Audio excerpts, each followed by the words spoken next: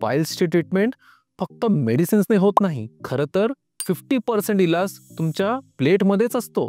नमस्कार मित्रांनो, मी आहे डॉक्टर निहार चांडक आणि आज आपण बघणार आहोत पाईल्समध्ये काय खायचं आणि काय टाळायचं.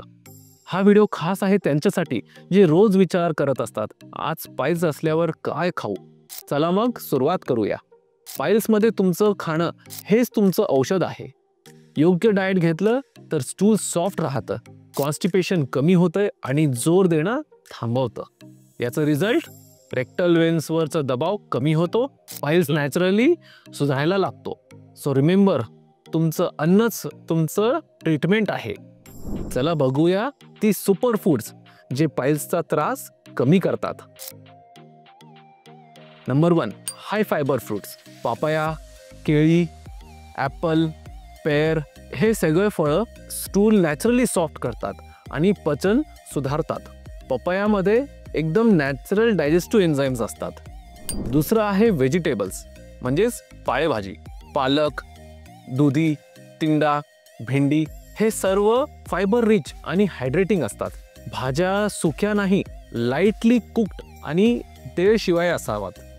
Hole grains, brown rice, oats, दलिया, मल्टीग्रेन रोटी हे सगळे मैद्याचे हेल्दी अल्टरनेटिव्ज आहेत जे डायजेशनसाठी उत्तम असतात.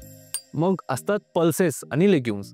मूग डाळ, मसूर, काळा चना हे फायबर आणि प्रोटीन याच्याने दोन्ही मिळतात. इसाबगोल, 1 चम्मच इसाबगोल गरम पाण्यासोबत रात्री घेतलं तर स्टूल सॉफ्ट ठेवतं. पाणी, रोज किमान 2.5 ते 3 लिटर पाणी घ्या. फायबर नीट काम करत नाही जर पाणी कमी प्यायलं तर. फायबर प्लस पाणी म्हणजे हॅपी बॉवेल. हे काही पदार्थ फक्त चव देतात पण पाईल्स वाढवतात. मैदा आणि refined food, white bread, noodles, pastries याच्याने 0 फायबर्स आणि कॉन्स्टिपेशन वाढवतात. डीप फ्राईड फूड्स, समोसा, पकोडे, चिप्स हे इंटेस्टाईनचे मूवमेंट्स स्लो करतात.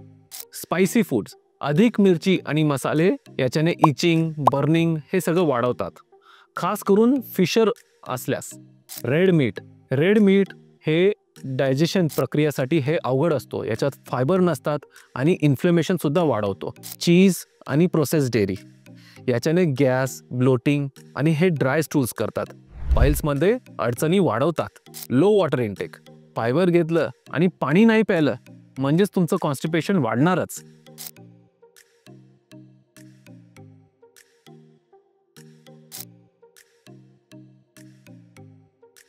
फक्त काय खावं इतक्यातच नाही, केव्हा आणि कसं खावं हे सुद्धा पाईल्ससाठी महत्त्वाचं आहे. काही सिंपल नियम आहेत. रात्रीचं जेवण हलकं ठेवा. रोज ठरलेल्या वेळेला जेवण करा. जेवल्यावर थोडं चालून घ्या. ओव्हर ईटिंग टाळा. ब्रेकफास्ट कधी स्किप करू नका. रोज 1-2 फळं आणि 1 बाउल सलाड घ्या. बरं, जर तुमचा प्रश्न असेल, डॉक्टर एक सॅम्पल डाएट चार्ट द्या ना. एक सोपं आणि प्रभावी डाएट रुटीन पाईल्ससाठी असं आपण बोलू शकतो. मॉर्निंगमध्ये 1 ग्लास गरम पाणी, 1 चम्मच इसाबगोल, ओट्स किंवा दलिया, 1 केळी सोबत किंवा सफरचंद सोबत.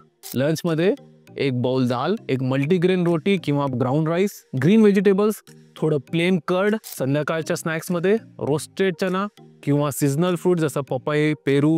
आणि रात्री डिनर 8च्या अगोदर खिचडी, घिया, टिंडा भाजी, थोडेसं सॅलड, त्याच्यात स्पायसी चटणी वगैरे काहीच नाही आहे. आणि जस्ट जेवणाच्या अगोदर परत कोमट पाणी, 5 मिनिटं हलकी चाल घरात सुद्धा चालेल.